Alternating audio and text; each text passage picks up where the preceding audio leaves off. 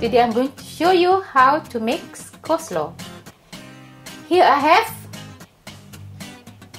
quarter of white cabbage, quarter of red onion, I love the onion, some carrots. If you want to make more, you can make more amount of. I just want to make small portion. And this is mayonnaise. We're going to put later.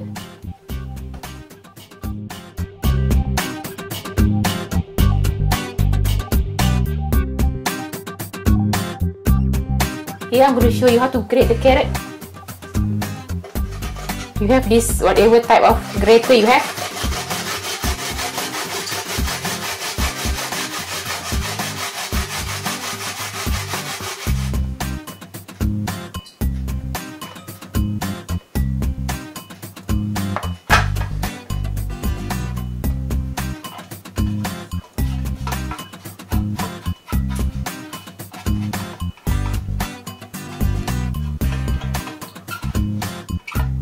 I'm going to cut the onion small.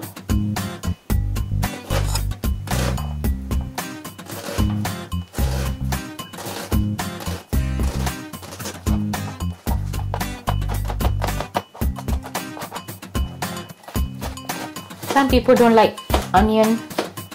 Don't put onion.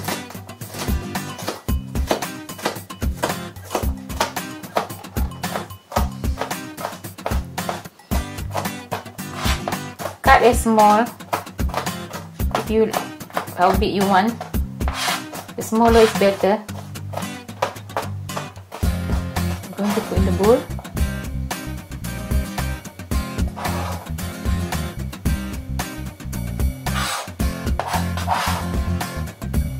You can reduce the onion if you don't like too much onion, but I love onion. I'm going to cut the cabbage.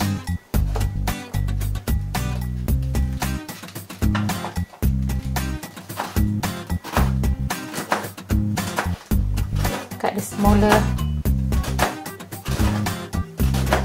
tiny as can be.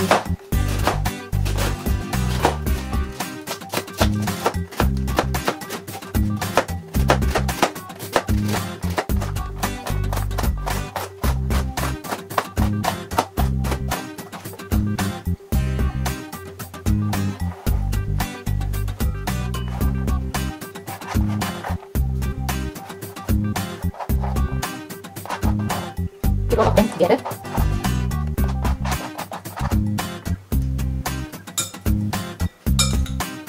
Just mix them evenly.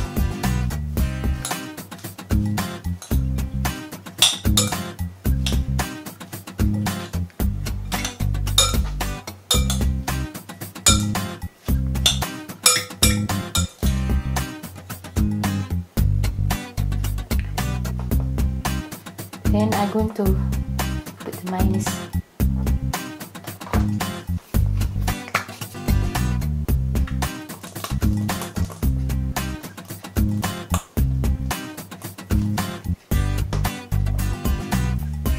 Just mix them. You can feel it. It's up to you how much you want the mayonnaise, less or more. You keep adding little by little.